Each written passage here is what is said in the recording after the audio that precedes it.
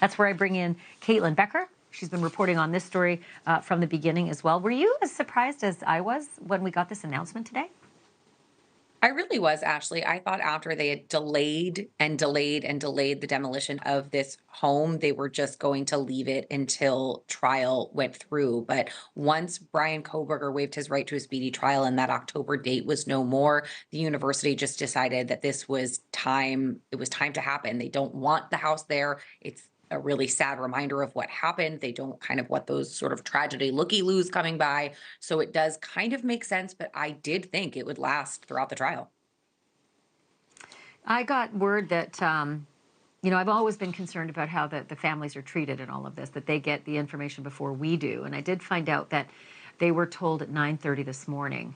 Do we have any idea when the official announcement came out to the public? The official announcement came out earlier today. I don't know the exact time and whether or not it hit the family before it hit the public. There was a press release up on the university's website that has been there kind of all day. But we do know that several of the families of the victims were really against the house being torn down. And I, too, am in that camp, having covered this story at the scene. I think there is a lot that can be gained from seeing the house in person. You kind of remove the opportunity for a future jury to be able to do a walkthrough or to see the scene should they want that. So I definitely was in that camp that thinks perhaps it should have been there in case you needed it at trial for some reason.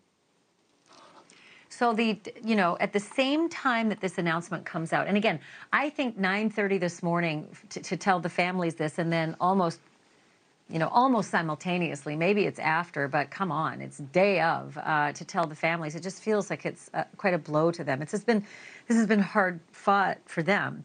And then on the same day, the defense is in there. Just the idea that the guy who potentially was in there, right? If he's guilty, he was in there. He created this horror, and his allies are in there today on the same day that the families find out it's going to be torn down. It's just it's a lot to process. Do we know what they're doing exactly?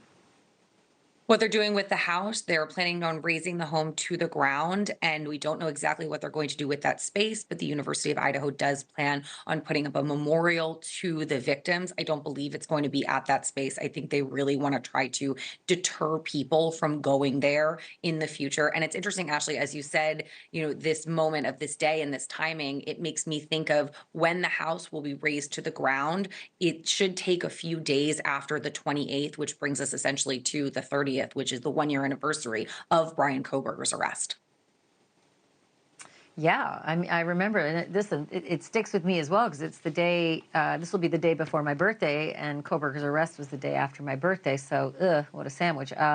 So, what do we know about the defense team and what they had planned for today and for tomorrow?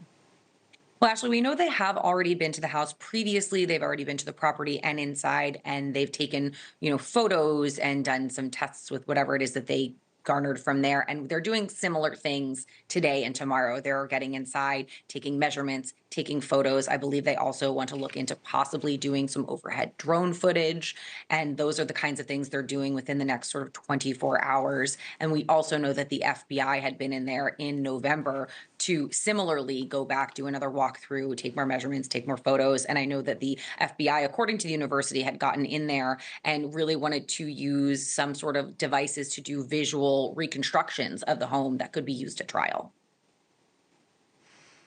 The idea that, again, Brian Kohberger's people are in there, and it could be the second time that Brian Kohberger's had a connection inside the house. Could be. Caitlyn Becker, thank you for this. Appreciate it. Thank you for watching. Go to newsnationnow.com to find NewsNation on your television provider. And don't forget to click the red subscribe button below to get more of NewsNation's fact-driven, unbiased coverage.